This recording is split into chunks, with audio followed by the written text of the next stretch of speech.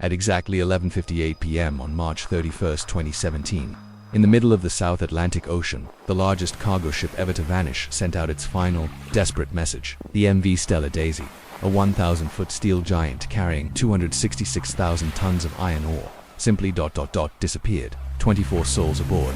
Only 2 would survive to tell the horrifying truth.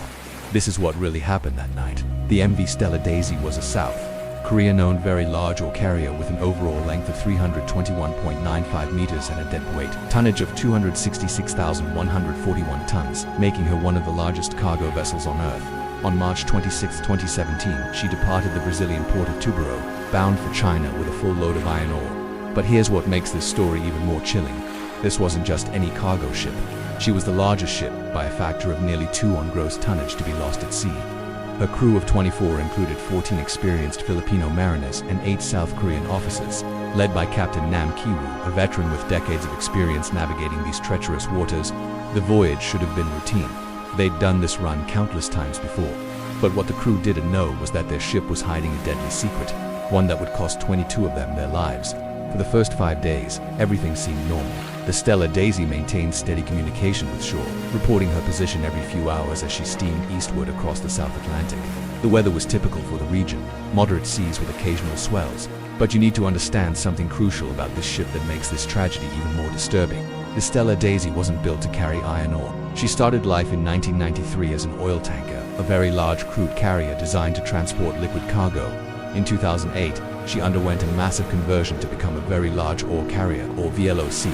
This conversion process involves gutting the ship's interior and installing new cargo holds specifically designed for heavy, dry bulk cargo like iron ore. It's a complex engineering feat that requires precise calculations and structural reinforcement.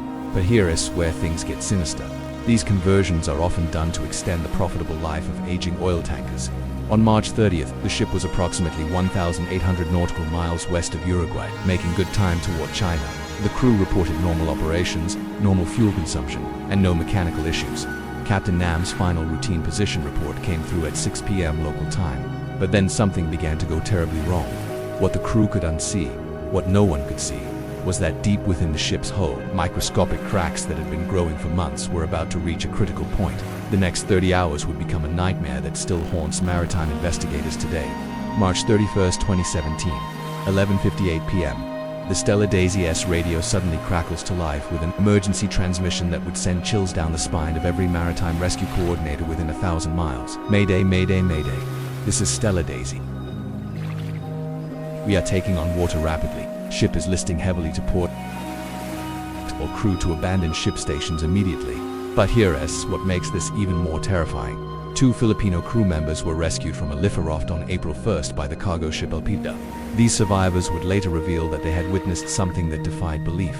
They had seen their massive ship, a structure longer than 3 football fields, simply break apart and sink. According to the survivors' accounts, the disaster unfolded with terrifying speed. Around 10:30 p.m., crew members began hearing unusual creaking and groaning sounds from deep within the ship's hull. Sounds that experienced mariners know spell immediate danger. Within minutes, the ship began taking on massive amounts of water. But this wasn't a collision with an iceberg or another vessel. There was no explosion, no fire, no storm. The ocean was relatively calm that night. So what could cause a ship this size to simply fail? The survivors reported that the listing became so severe so quickly that most of the crew had no time to reach the lifeboats.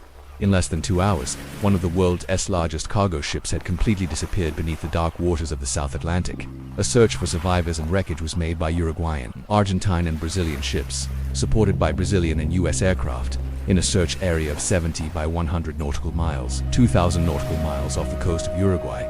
But except for those 2 survivors and some scattered debris, the ocean had swallowed the Stella Daisy without a trace. The maritime world was stunned. How does a ship this massive simply vanish? The initial investigation focused on weather conditions, potential collisions, and crew error, but as investigators dug deeper, a much more sinister picture began to emerge. It took fully 750 days. But finally, the Marshall Islands flag issued its report into the sinking of the Stella Daisy, very large ore carrier. What they found was shocking, and it raised questions about dozens of similar ships still sailing the world's oceans. The key breakthrough came when investigators examined the ship's conversion history. Remember, this vessel had been transformed from an oil tanker to an oil carrier in 2008. But here's the terrifying part. Iron ore is significantly denser and heavier than crude oil. It creates entirely different stress patterns on a ship's hull. The Busan Regional Maritime Safety Tribunal ruled that Polaris Shipping was guilty of neglect of maintenance, which caused the sinking of the Stella Daisy. The investigation revealed a catalog of maintenance, failures, and structural problems that had been building for years, but the survivors' testimony provided the most chilling details. They reported that in the final hours, crew members had discovered water flooding into areas that should have been watertight. The ship's hull integrity had been compromised, but by then it was far too late. For the families of the 22 missing crew members, the investigation provided some answers but little comfort. The vast majority of the crew, experienced professionals who had spent their careers at sea, had vanished without a trace into the South Atlantic depths. But here's where this story takes an incredible turn that will give you chills.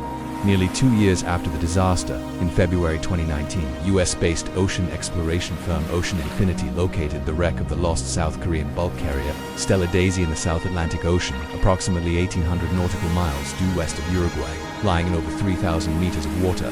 What they found down there finally revealed the full, horrifying truth. A catastrophic structural failure of the ship's hull was identified as the key cause of the accident. But here's the part that will shock you. The wreck showed evidence that the ship had literally broken in half before sinking. The massive vessel, designed to withstand the worst storms the ocean could throw at it, had been destroyed not by external forces, but by its own cargo weight combined with structural fatigue that had been building for years. And here is what should terrify anyone who cares about maritime safety. There are still 45 very large ore carriers converted from very large crude carriers trading, according to Lloyd's List Intelligence. Ships with similar conversion histories, similar structural modifications, and similar age profiles are still carrying cargo across the world's oceans right now. The families of the 22 lost crew members finally had their answer, but it came with a chilling realization. Their loved ones had been sailing on what investigators now call a structural time bomb. But here's the question that still haunts maritime experts today. How many other converted cargo ships are currently sailing the world's oceans with similar hidden structural failures? How many more crews are unknowingly sailing toward the same fate that befell the Stella Daisy?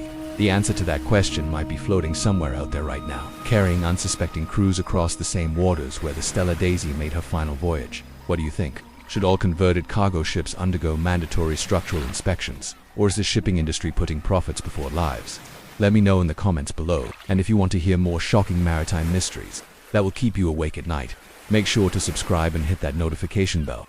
Next week I'll be covering the case of the MV Salem, a cargo ship that sent out a distress call in perfect weather, then vanished completely. What rescue teams found floating in the water 3 days later will haunt your dreams. Until then, stay safe out there, and remember, the ocean keeps its secrets, but sometimes, those secrets find their way back to the surface.